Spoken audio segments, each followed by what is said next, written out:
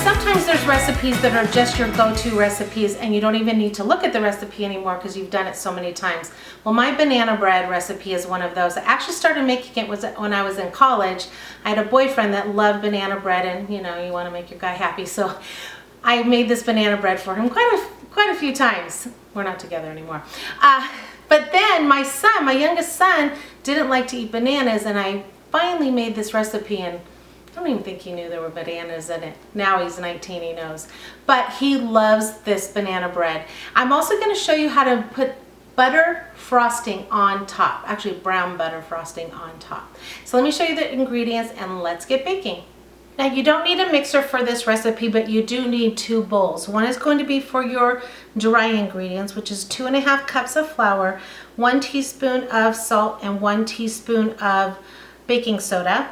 And then you're going to need another bowl to mash your bananas, add your butter and your sugar, your eggs, your vanilla, and your buttermilk. Now, if you don't have buttermilk, you need ½ cup of buttermilk. Then you can add 2 teaspoons of white vinegar to your milk, and that makes buttermilk. And this is 1 teaspoon of vanilla, 1/2 cup of butter, 2 eggs, 1 1/2 cup of sugar, and then 4 very ripe bananas. The riper the better, because that's where you get all the sweetness. Let me show you how to make it, and we're going to stick it in the oven. First, you want to mash up your bananas really well, almost to like a mush. You don't want to have big pieces of banana. Now, if you don't have a pastry blender, you can actually just put your hands in there and mash it up yourself. Once I get this all mashed, I'm going to add my butter, my sugar, and my eggs, my vanilla, and my milk. All right, I actually used my pastry blender to blend all of my wet ingredients. Now, when you add baking powder or baking soda to wet ingredients, you want to get it into the oven as quickly as possible because it starts to activate, especially on a bread recipe, because it's a heavier recipe than it is for a cake mix. So I'm going to take my baking soda and sprinkle that on. And my salt. If you are sensitive to salt, then don't add the salt. I'm just going to mix it up really well. Now, my son Tim loves chocolate chips in this banana recipe. So I'm actually going to add the chocolate chips into my flour and coat the chocolate chips so they don't sink to the bottom of the pan. All right, and now I'm going to add it to my banana mixture. Just dump it in there. I'm going to toss it. I'm not going to beat it. I don't want it to get too beaten. But knowing that that baking soda is starting to react, I need to get it into the oven pretty quickly.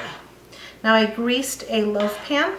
If you're doing cupcake or muffin tins, then you can either use cupcake liners or make sure you oil with shortening around the insides of the cupcake liners if you're not using liners.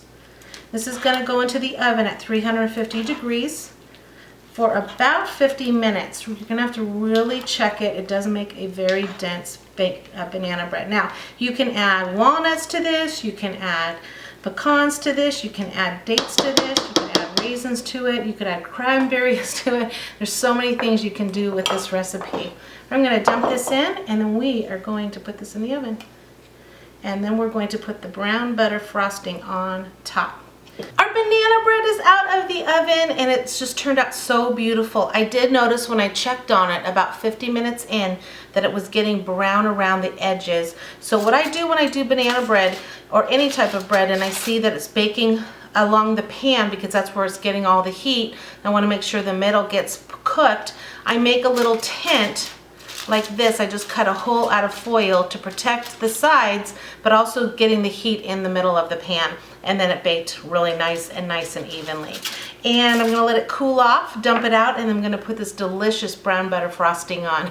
So good. Let's come back and I'll show you what it looks like when we're all done. So this is how I'm going to serve it tonight. I'm going to leave it out here. It's still slightly warm, so when we cut into it, people, if they want, they can take the brown butter frosting and put it on. Now, the other way to do it is you let it completely cool and then frost it using a knife to put it on and then cut it so everyone gets a little bit. It's up to you how you want to serve it. I'm going to do it this way tonight. Hey, thank you so much for joining us today. I hope you subscribe to our channel. We're always looking for simple ways and sweet ways to make your life a little easier. See you next time.